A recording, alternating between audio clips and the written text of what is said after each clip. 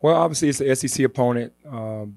They're well coached. They play well together. Maybe not as deep as they've been in the past, but they're going to play the game the right way on both ends of the floor.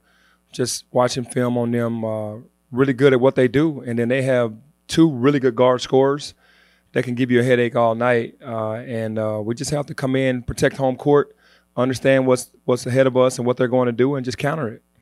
They're a team that's really sound defensively, and for you guys kind of struggling from shooting from deep, how excited are you to see this matchup going against a defensive team? They didn't know we were struggling shooting deep. Why'd you give them that?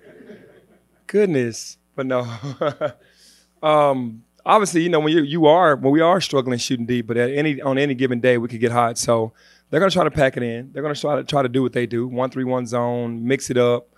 There are no secrets that, with certain coaches, they're going to play their style. So for our young guys, it's going to be tough because we've been playing against zone, mixed with man, mixed with a little press, pretty much almost every game this year.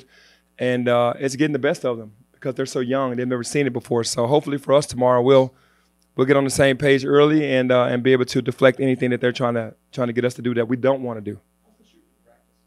The shooting in practice is good because, I liken it to the walls. It's kind of closed in. You get into the arena, it opens up. So it definitely bodes us well to be practicing there more.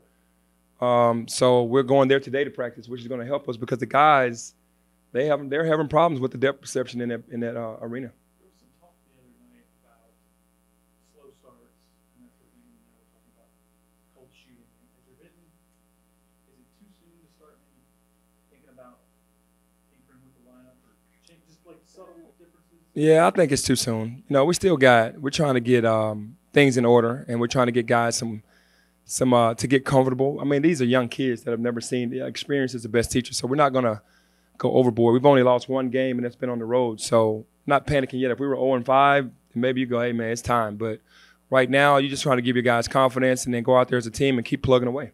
You mentioned after certain games about giving them the game plan to know what to expect Mm-hmm. and certain parts of it they've done. Mm-hmm. What part of the game plan for this game are you worried about? Well, obviously, they're two best players. Those are the guys that you worry about the most because they can score it at a high level. And they're going to be fired up to ride down the road to play against us in our building because this will be their first test on the road. I think they played all their games at home. So for us, our young team, it's just going out there and trying to master what they're going to throw at us. And like I said, when they go to that zone, we just have to be prepared for it. And defensively, we have to shut those two guys down. Some of the adversity that's taking place, is anybody Adversity in when? particular stepped up and said, I want to be a leader here? I'm not sure about the adversity. In terms of No, I'm joking with you, dog. Alex Lomax and Tyler Harris are two guys from last year, and they're Memphis guys. They're taking pride in this as well. And, just knowing what the atmosphere is and all the new guys being so young, they have to be leaders. They're young themselves, but now they have to say, hey, guys, this is Memphis. The fans are behind us. Our families are behind us. We're together. Let's go with the crew that we have and just go to war. Let everything else just take care of itself. those guys don't feel young to you? They don't feel young still to you? Tyler and Alo, yeah, absolutely. It's almost like unfair to make them be the leaders right now because they need another veteran with them to lead them. But this is what they have to do, and then they're at home. There's still a lot of talent on this team. I mean, you have a lot of talent that you will be bringing to Tucson, I guess. There's a lot of, without James, it's still a talent group. Yes, still a talented group. He brings a lot to the table, but we still have a lot of great talent on the team. A lot of guys that can get it done in a variety of ways, and they just have to come together collectively and do it as a team. No individual is going to get it done by themselves. Larry had NCAA trouble early on, and it wasn't his, it was left over, and he had to sort of get through it. And they had a great, I think, the second year, they had a great. Do you remember? I vaguely remember that. Yeah, I vaguely remember that, but I do I don't know what happened the next year, but I do remember the rumblings of the NCAA. You mentioned that DJ, with all this stuff coming on, have a learning, sharp learning curve. How is the learning curve coming for the rest of the team? No, it's the same for all of them, and I think DJ's handling it well. I mean, he's overwhelmed a lot out there because we're putting a lot on him, but man, he's handling it well. I mean, he's probably our most consistent player. He goes out there last game. If it weren't for him, in the first half, who knows what happens? And then in the second half, he got into foul trouble. But really proud of him because he wants to get it right, just like all the guys. They all want to get it right. Obviously, it's frustrating because they've never been thrusted and put into this situation. Now, all of a sudden, they have to fend for themselves. They have to defend. They have to do the things that their teammates have done pretty much their whole careers, and they've been able to kind of chill a little bit and be selective on when they want to play hard. But now it's all out at 100% every time. With a couple days having passed with the Wiseman news breaking, do you sense a little bit of closure? I know. And you wore a red coat, too, to just – yeah. Come on. All right, I'm sorry. You're fine. But now that there's been a little bit of time, can you tell that the team is kind of have a closure to that and they can just focus on basketball? Yeah, I think we were all waiting on, a resolution. And once we heard the news, we have to deal with it, even though we're appealing it.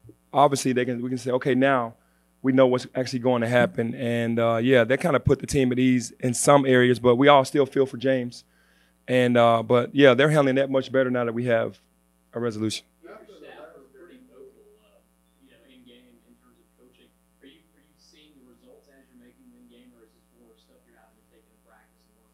No, obviously it starts in practice, and we want carryover from practice into the game. So I'm saying with the young team, 60% of the times we're doing it correct because they're so young. And you want to build. We knew it wasn't going to be like 100% right now. By the time we get to January, February, March, we want it to be at 80, 90. And once you hit April, you want it to be even more, March, April. So that's just how it is. Yeah, because we're reminding them. When we watch film, we show them the mistakes and we show them the good. So when we see the things that we're having problems with spacing, missing certain things on offense that we should get, defensively rotations, then they get it in their heads and we can remind them during the games and they'll definitely respond to it right away. After the last game, you mentioned that you had apologized to Isaiah about not giving him more minutes. Mm-hmm. He performed in a couple games before that, how challenging is that to make sure that you're rewarding them with proper minutes for the way that they play out there? Yeah, I think a lot of the times, as a coach, you want to see the work and the grind in practice, and then you start rewarding that because that's where you get the confidence from. You get the confidence in the player from what they show in practice. Now, when they get the minutes and maximize the minutes, then you got to go, okay, well, this guy's showing up, maybe not showing up as much in practice, but doing better in the games. And Isaiah Maurice having 9 rebounds in back-to-back games in small minutes is huge. So you got to reward him for that. And now he's in the gym working extra, and it has to be, constant. You can't, and consistent. You can't just only do it when you think you're going to play versus if I'm not playing as much, I'm not going to do it. So with him, he's a talent, and we need him desperately. And, I'm going to reward him for that. But you have to do both. You have to be on him, and then you have to praise him as well. It's both ways. Who's the most consistent in practice? Me. No, but I am because I'm going to stay on it. But no, I'm just not. Obviously the veterans know more because they know the system. Alo, Tyler, those guys, obviously Jaden, those guys kind of know what I want in the field, so they kind of help me kind of teach everybody else. So consistently, the young guys are just going to be up and down. But you got the veteran players and the coaching staff helping them on the sidelines trying to, correct that.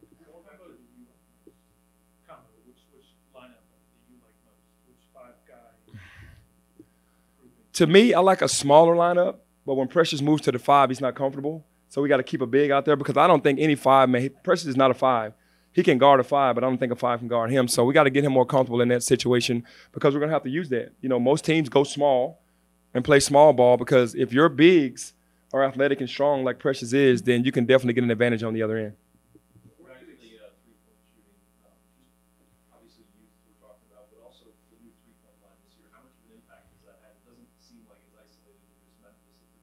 Yeah, I knew that was going to be a problem, but we have really good shooters that are that have lost their confidence. Kids like to see the ball go in. The coaches love seeing the ball go in, but obviously when you don't see it go in, you lose confidence and you start turning those shots down. And all it takes is for you to lose confidence and start missing shots, and then you don't think it's ever going to go in. So we encourage all of our shooters to keep shooting, and it has to turn. I don't think we can shoot like this for a full year. I hope not. I'm sorry? I think the new line does have something to do with it, but we're not going to use it as an excuse because I think the guys that we have, Tyler, Boogie, Jaden, Lester, those guys can really shoot the basketball. Even Isaiah Maurice and Lance Thomas are three-point shooters, and DJ Jeffrey. So DJ's actually probably shooting it better than anybody right now because he's shooting at a high clip. Not shooting as many, but making them, but we got enough guys that can make them. But the line is, has been a small problem for us. Before you accepted the job here at Memphis, your name had been out there for the women's job. Was that real, and was that the first time? No, that was real, and that was the first time something that came up. That was definitely real. How real was it? Were you interested, or was it just I mean, I entertained it for a second, but obviously my heart was here. You had that conversation with them of shooting, and even if you're in the smoke with the student. Yeah, I hate to see guys turn down open shots because that's selfish. You have to shoot that basketball because that's a part of what we do. We're trying to get the ball to the open man, and whether you're not confident or not, you have to shoot it with confidence to feel like the next shot is going to go in. You guys are wearing throwbacks, right? Yeah, Memphis State Day tomorrow for the first time for the young guys. Why do you think it's important to do it for this game? Well, it wasn't just this game. I wanted to do it, but it is Ole Miss Memphis. You kind of get that old school rivalry. And, just to wear the Memphis State, I think is only right tomorrow. But it was just time. They had just gotten back. And it's a perfect time to wear them. The uniforms had just gotten back. No, no new shoes. this today than you have been maybe 2 years? Why such a positive attitude, and is it reflective on your team coming forward? Well, obviously, we have to take everything with a grain of salt, and me being the leader, I have to show confidence in everything that I do because I'm human. You worry, you think about certain things, you get upset, you get disappointed, but when the guys, they feed off me, so I have to stay upbeat for them to stay upbeat. Was this the only way to achieve success with maybe lesser talent at previous schools you've been through than you did it a year ago? What do you think makes you so good? Do you think it's that system he runs? He has a great system, and he rules with iron fist. He's a guy that's not going to take mediocre. He's not going to accept that. He wants excellence at every second, every minute out on the floor, and I respect him for that because in this area where everybody's entitled, he doesn't allow you to feel entitled. He makes you feel like everything has to be earned, and that's why he's successful everywhere he goes. Was this the only job you would have entertained being head coach? Yes. Yeah, this would have been the only one. All right, thanks. Thank you.